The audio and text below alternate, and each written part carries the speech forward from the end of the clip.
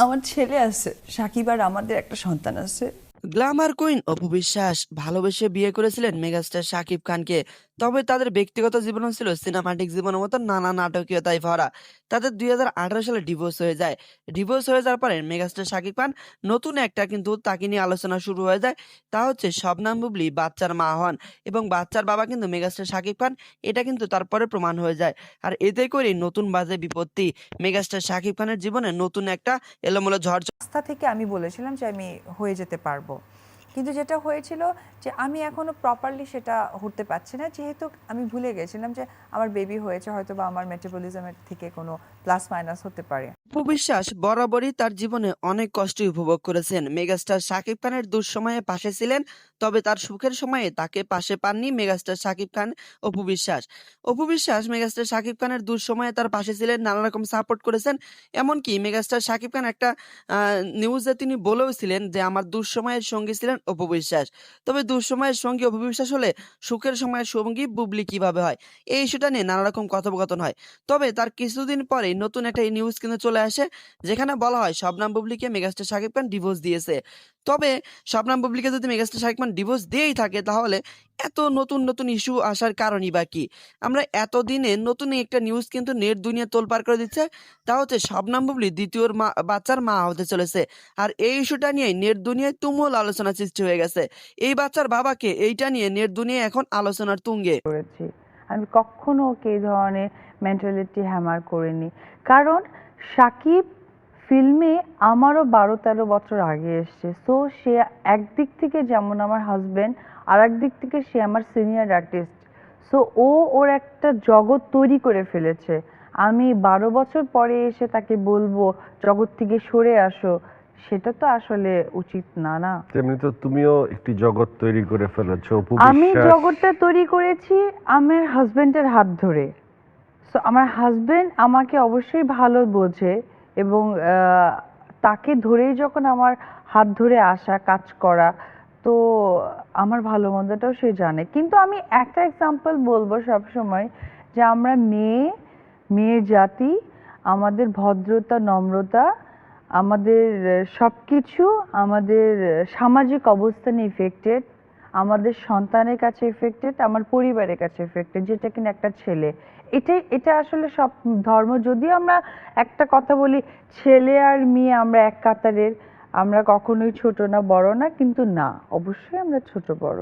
কে বড় কে ছোট? ছেলেরা অবশ্যই, আমি মনে করবো তারা স্বামী, তারা বাবা, তারা কর্তা, তাদের সেই অবস্থানটা একটু হলেও মেয়ের থেকে উঠতে। সো তারা যেটাই করুক না কেন, আমরা মেয়েরা সেটা করতে পারি না। বাহ, তোমার কথায় তো সব মেয়েরা নতুন করে নতুন ভাবে চিন্তা ভাবনা করা শুরু করবে। তুমি কিন্তু এখন অনেকটা মানে এখন স্পিচ, সব জায়গায় জায়গায় স্পিচ দেওয়ার উপযোগী হয়ে গেছো, যে হ্যাঁ, যে নারীর কেমন হওয়া উচিত, কিভাবে সংসার করা উচিত। এখন একটু চুপি চুপি বলো যে আসলে কি তোমার ভবিষ্যতে কি আর কারোর সাথে প্রেমে জড়ানোর কোনো সম্ভাবনা আছে নাকি? ওয়ান ম্যান না, শাকিব আমার খান, আমার না আমার প্রথম প্রেম কিং ছিল, খানের সাথেই থেকে যাবা সারা প্রথম জীবন। প্রেম ছিল আমার ক্যামেরা থেকে সাকিব ভাই ডাকতাম আগে আমি। এরপরে যেটা আমার সমস্ত ধ্যান জ্ঞান ভালোবাসা ভালো লাগে সবকিছু, আমার পৃথিবী আমার ছেলে। তোমার ছেলে, হ্যাঁ। ওকে নিয়ে তোমার ভবিষ্যতে পরিকল্পনা কি? ওকে কি একজন আরেকজন সাকিব খান বানাতে চাও না, নাকি? না, আসলে ও তো অনেকটাই ছোট। ও মাত্র 7+ হয়ে গেল, 7 মান্থ প্লাস। তো ও অনেকটা ছোট। ও আসলে কি করবে আমি জানি না, বা ওর কি করা উচিত সেটা আমি জানি না। কারণ আমি কখনোই চাইবো না আমি আমার ছেলের উপরে দায়ভার চাপিয়ে দিই, এটা আমি চাই। আমি ওর ডে বাই ডে যখন বড় হবে, আমি ওকে ফিল করব ও কি পছন্দ করে, কিসে যেতে পছন্দ করে। কিন্তু আমার বা ওর বাবার একটা অপূর্ণ অভিজ্ঞতা আছে, সেটা হচ্ছে কি আমাদের একটা পড়াশোনার একটা লাস্ট পজিশন থাকে। তো এটা সাকিব তার ব্যস্ততার কারণে, আমি আমার অন্য ব্যস্ততার কারণে, প্রফেশনের কারণে হ্যাঁ করতে হবে। আমাদের প্রফেশনাল কারণে তুমি তোমার আমরা, ছেলেকে হাই এডুকেটেড বানাতে চাও। রাইট। তো আমার খুব ইচ্ছে আছে, যেহেতু আমার ওর বাবার এই অবস্থানটা অপূর্ণ, একটু হলেও তো ওর বাবার পূর্ণতা এসে গেছে যে আমি সুপারস্টার, তাই না? আহ, আমিও একজন ভালো অভিনেত্রী বাংলাদেশের। সো এই জগৎটা তো আমরা দুজন দুজনের স্বাদ পেয়ে গেছি, এইটা তো আমরা পাইনি। তো সন্তানের মাধ্যমে ওটা সেটা দেখতে পূরণ চাই, করতে আমার বা ওর ইচ্ছে, এরপরে বাকিটা আমার ছেলের এই হাতে। ইন্ডাস্ট্রিতে তোমার সমসাময়িক নায়িকাদের ভেতর তোমার সবচেয়ে প্রিয় নায়িকাকে? নায়িকা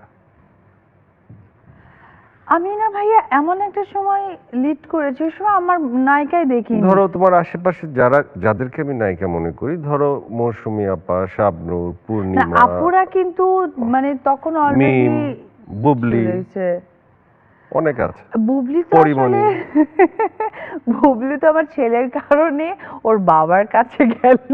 সেটা হচ্ছে বসগিরি সিনেমাটা আমার ছিল, আমাকে শাকিব ফোন করলো যে মানে কি তোমার অবস্থা? রিপ্লেস বুবলি ওই ছবিতে? হ্যাঁ, আহারে, আরে তুমি তো তাহলে মানে ও কিন্তু খুব ভালো একটা সেট আপ করেছে। সেটা হচ্ছে যে বসগিরি সিনেমাটাও ভালো করেছে, শুটারটাও ভালো করেছে আমার রিপ্লেসমেন্টে। ইনফ্যাক্ট আমি ছিলাম না, আমার রিপ্লেসমেন্টে আমার বরের সাথেও ভালো প্রেম করেছে। বাহ, মানে সবগুলো সুযোগ সে কাজে লাগিয়েছে তুমি বলতে চাইছো? হ্যাঁ, এখন তাকে আমি আমি আমি ওকে ক্লাব দিতে চাই ওকে, তাহলে আমিও একটা দিতে চাই। এখন ওর জন্য তোমার পরামর্শ কি, যে এখন আস্তে আস্তে এখন পরামর্শ হচ্ছে যে বুবলি, যেহেতু তুমি দেখেই গেছো যে আমার বেবির কারণে আমি বসগিরিটা কাজ করতে পারিনি। ইনফ্যাক্ট সাকিব বুবলিকে যে নিবে ওটা আমার সাথে যোগাযোগ করা ছিল। কি রকম করে, তখন তো আমার 5 মান্থ চলছিল, অ্যাটলিস্ট বেবি বাম্প হচ্ছিল। তো আমাকে বললো যে কোনোভাবেই কি স্কোপ নেই? তো আমি বললাম যে না, স্কোপ তো কি করে হয়, কেউ তো আর জানে না। আর অলমোস্ট 5 মান্থ প্লাসের দিকে যাচ্ছে, সো আমার তো বডি স্ট্রাকচারও চেঞ্জ হয়ে গেছে। Okay fine. সাকিব তখন শিকারির কাজ করছিল কলকাতায়, ওইখান থেকে আমার সাথে কথা হলো। তখন সে ডিসিশন নিল, এই মানে 11th আওয়ার যাকে বলে 7 দিনের মধ্যে। আর 7 দিনের মধ্যে পরিমণিকে বললে ডেফিনেটলি শিডিউল দেবে না, বিকজ সে একজন ভালো আর্টিস্ট, ভালো কাজ করছে। মাহিকে বললে সেও দিতে পারবে না। মানে তুমি বলতে চাচ্ছ ওই সময় সবচেয়ে বেশি কম ব্যস্ত এবং কম কিছুই ভালো ছিল আর্টিস্ট না ছিল সে। বুবলি? কিছুই ছিল আর্টিস্ট না। না, সে তো একজন মনে হয় প্রেজেন্টার ছিল, বাংলা ভিশনে খবর পড়তেন। আচ্ছা। প্রথমে আগে জব করেছিলেন মনে হয় ওই যে জিএমজি এয়ারলাইন্সে, এয়ার হোস্টেস ছিল, সেখান থেকে জবে আসছে। বেসিক্যালি ওর পুরো ফ্যামিলিটা আমি যেটা শুনলাম, ওরা নাকি হচ্ছে কি পুরোটাই মিডিয়া লেভেলের। ওর মেজো বোন মিমি, সে নাকি সিঙ্গার ছিলেন। আহ, তারও একটু প্রেম ছিল ইমন ভাইয়ের সাথে। এনিওয়েজ, তো বুবলি হচ্ছে গিয়ে করলো কি বসগিরিতে, তখন ওকে আনা হলো, সে কাজ করলেন। বাট ওকে আমি ক্ল্যাপ যেটা দিলাম যে সে বসগিরিটা ভালোভাবে করেছে, শুটারটা ভালোভাবে করেছে। আমার 10-12 মাসের মানে কি বলে Pregnancy period এ, গ্যাপেরটাতে ও আমার হাজবেন্ডকে ও তোমাকে মানে ও তোমার জায়গায় সাকিবের স্ত্রীর মতো সাকিবের পাশে ছিল নাকি? এতটা এক্সপ্লেন করতে চাই না। ও আমার কাজগুলো ভালোভাবে করে গেছে, বসগিরি থেকে শুরু করে শুটার অবধি তোমার কাজগুলো করে গেছে, কিন্তু ওর ভালোভাবে ভবিষ্যতে ও তো ভালো করছে, ওর ক্যারিয়ার তো নিশ্চয়ই ইন্ডিভিজুয়ালি দাঁড়াবে হ্যাঁ, এবং ভালো সাকিবের কাজ সাথে করছে। জুটি হিসেবেও দাঁড়াবে। জুটি তো অ্যাকচুয়ালি করতে গেলে ওটা দর্শক ডিমান্ড। যদি দর্শক গ্রহণ করে ফেলে হ্যাঁ, সাকিব বুবলি হ্যাঁ, দর্শক কিন্তু ওদের গ্রহণ সেখানে করেছে। তোমার কি কোনো সমস্যা আছে? বসগিরি সিনেমাটা ভালো গেছে আমি শুনেছি, শুটারটা কেমন গেছে আমি জানি না। তারপরে তো দুটো ছবি কাজ করছে, সেটা কেমন হবে তাও জানি না। যদি ভালো হয়, দর্শক হ্যাঁ, গ্রহণ of করে, course. তুমি কি না, সেখানে তখন একটা তালি দিবে তার জন্য? অফকোর্স এখনই আমি দিয়ে দিচ্ছি, বিকজ আমাদের Advance. ইন্ডাস্ট্রিতে কোনো আর্টিস্ট নেই, আর্টিস্ট আসা দরকার, এরকম আর্টিস্ট আসা দরকার। অবশ্যই আমি আবারও ক্ল্যাপ দিচ্ছি। ওকে, তোমার কারণ সাথে আবারও আমাদের- আমি ক্ল্যাপ দিই। কারণ আমাদের ইন্ডাস্ট্রিতে কিন্তু আসলেই আর্টিস্ট শূন্য, আর্টিস্ট আসা দরকার। এটা তো সত্যি যে সাকিব তোমার উপস্থিতিতে তার সাথে হ্যালো ফ্ল্যাটারিং করেছে, যেটাকে তুমি এর আগে বলেছো। অনেক করেছে আমার সামনে। কিন্তু এখন ও বেচারি একটা ফাঁদে পড়ে গেছে। এই ফাঁদটার মধ্যে তো তুমিও জড়িত আছো, কারণ সাকিব তুমি তখন জানতা তোমরা ভালোবাসো, ওকে না। নিয়ে এই খেলাটা কেন খেললা আহারে, তোমরা? আসলে এটা আমার খারাপ লাগছে। এটা আসলে আমি মনে করি একটা মেসেজ দিতে চাই যেহেতু একটা ছেলে বিবাহিত জীবন, সাথে বাচ্চা হয়ে গেছে, যদি ও শাকিবকে লাভ করেই ফেলে, করতেই পারে, শাকিবকে অনেকেই লাভ করতে পারে, তার মানে এই না যে শাকিব সব জায়গায় বিয়ে করে করে করে বেড়াবে বা সবার সাথে সময় দিতে না। হবে, নট দ্যাট। সে যদি মানে- ভালোবেসে থাকে, এটা মানে ভেরি ন্যাচারাল। তোমাকে কিভাবে সে লালন পালন করছে বলো? অ্যাকচুয়ালি আমি নিজে একজন ইন্ডিপেন্ডেন্ট মেয়ে, হুম। এটা তো বলার অপেক্ষা রাখে না। তো একটা হিরোইন তার নিজেকে চালাইতে পারে। এখন এসে গেল বাচ্চার প্রসঙ্গ, অবশ্যই তার বাচ্চাকে সে ভরণ পোষণ দিচ্ছে। আর কেন 71 টিভিতে তো নিজেই বললো আমি ও তো 71 টিভিতে বলেছে আমি বাচ্চার দায়িত্ব নিব, বাচ্চার মার দায়িত্ব নেব না, পরে আবার চেঞ্জ করে বললো না পরে যে কি তোমার গুতা খেয়ে চেঞ্জ করেছে নাকি? না, রিয়ালাইজ করেছে, কারণ ওটা তো কিন্তু আমার ওই কথাটা কেন বললো?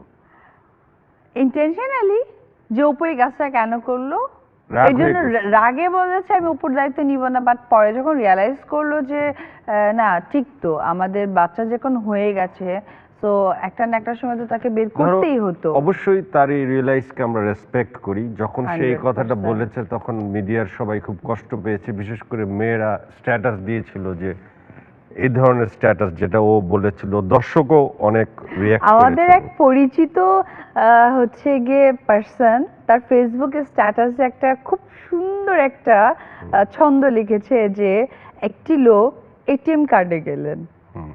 কার্ডটা পাঞ্চ করলেন, পাসওয়ার্ড দিলেন, টাকাও নিলেন, এরপরে তাকে জিজ্ঞেস করা হলো বলেন তো অ্যাকাউন্টটা কার, বলে আমি অ্যাকাউন্ট তো জানি না। তো শাকিব এইসব কিছু কিছু সাকিব অ্যাকাউন্ট নাম্বার ভুলে গেছে। আচ্ছা, এই ইন্ডাস্ট্রিতে সাকিব যেভাবে মানে ভুলে যাওয়ার যে রোগটা আছে, এটা যদি আবার ভুলে যায় তোমাকে কখনো, তাহলে ওর স্মৃতি